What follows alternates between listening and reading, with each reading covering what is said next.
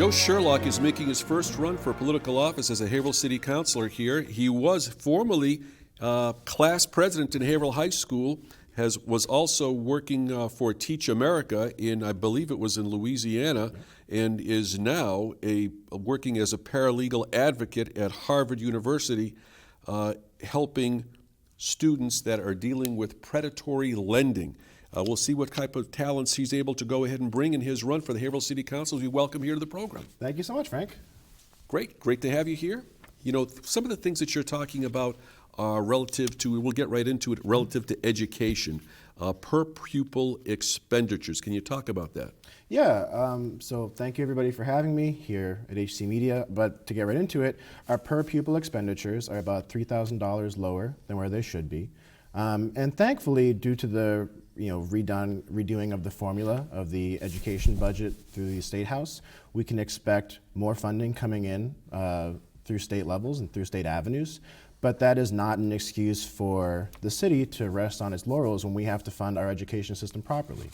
And education, in terms of investment of a tax dollar, is the best bang for your buck that any city or municipality can invest. And having gone through Haverhill High, and then having been a middle school teacher, I taught 5th and 6th grade social studies, I know how important that is to make sure that we are spending equitably and fairly for the children and families here in Haverhill. Is that what you mean when you say ensuring educational equity? When you equity meaning per pupil expenditure? Yeah, so equity is a big deal in education because you can't just blanket education policy and assume that everybody needs the same thing at all times. And so making sure that where students have been underperforming or are certain schools that have been struggling more than other schools, making sure that we're dealing with each case by case rather than blanket solutions. And so going through case by case and finding out who needs what. So for example, we don't need to improve infrastructure at Hunking because that's no longer a priority here in Haverhill. Tilton has made great strides in early childhood literacy. But when we look at infrastructure at Constantino or at Little Whittier, making sure that we are addressing each case individually. Okay. When we take a look at also reducing class sizes, I understand that the fewer students you have, the more attention you're able to give. Isn't that what the present school superintendent, Murata, is doing by her right-sizing trend that she's looked to implement in the Haverhill school system? Yeah, and I think that that's a great, change can be hard. And change takes a lot of effort, and there are growing pains that go with it. But I think the right sizing plan is the right thing. And I've been a teacher in a classroom of over 30 kids. And the structure that I had when you taught social studies, you didn't have an extra adult in the room. So if you're one teacher trying to wrangle 35 kids into learning something, not a lot gets done. And so making sure that we are setting up fair expectations for teachers, but also to be one of 35 in a classroom, you're not doing right by kids either. And so making sure that we're following through on that program, I think is a great initiative. I applaud the superintendent for doing so, and I applaud the school committee for seeing through and checking up to make sure that it's working. When you get a certain number of kids in a classroom, whether it be 30, 35 or more, do you get to a certain point where you're warehousing kids rather than teaching them? Is that a fair question? I don't know. When you say warehousing and education, it makes me, I'm not sure that... Well, because you can't there are so many kids there, you can't get to all of the needs that they need. Yeah, so if the question is a child receiving a lesser education than they would had we been spending equitably, had we been making sure that every kid was getting the education that they're entitled to, absolutely. I have enough faith in the teachers of Haverhill that I wouldn't ever say warehousing, but to come down on it and say, that if there's 35 kids in a classroom, they're not set up to have as good of an education as a classroom with 25 kids? Absolutely. I don't think that that's debatable. Okay, let's switch gears right now and we'll talk about housing. When you say you'd like to improve city zoning, give us an example of that. Yeah, so part of what makes Haverhill so special and so unique is that there's something for everybody. So Haverhill has wonderful green space, and at the same time, there are parts of Haverhill where if you really squint, it kind of looks like the North End.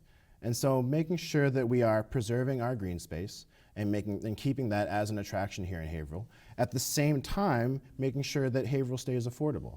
And my thoughts on this have... How do you do that? How do you make it stay affordable? So my thoughts on this have evolved over time. Haverhill is a city, and making sure that we have enough housing for the people that need it is important. At the same time, Haverhill can't do it on its own. And so the governor has addressed this as an issue as well, and making sure that the state of Massachusetts needs to provide enough housing because housing prices have gone up. But we need to make sure that we're working with the governors and the State House to make sure that we are providing enough housing and keeping Haverhill affordable. I'm just trying to wrap my head around the fact of how you can keep it affordable when you take into account 351 cities and towns in the state of Massachusetts. When you look at the municipalities, typically municipalities carry a lower cost per square foot sale than the contiguous townships that are surrounded. For example, if you go outside the city of Haverhill to any of the contiguous townships, maybe even in southern New Hampshire, in many cases, a like-kind property may be 15 to 20% more. But the across the border coming into Haverhill, because it is a municipality, 36 square miles, a larger volume you have, it dissipates the dollar, so it makes it more affordable. So that makes it more affordable right out of the get-go. I'm just trying to figure out how do you make it more affordable beyond that, because it already is in comparison to other communities. And so that's a strength, not a weakness, is what I would say. Yeah. And just because it's a strength doesn't mean that we should stop there. I'm running for city council because I believe that we can do better. And if you've looked at what the governor has said about housing prices across the Commonwealth, they've gone up, and making sure that people can afford to actually stay in this community is really important. I've been knocking on doors across the city, and people have been talking about how they feel like they're getting priced out, particularly elderly folks here in the city as well. And so making sure that that lived experience is matching up to what our priorities are on the Haverhill City Council, I think is important.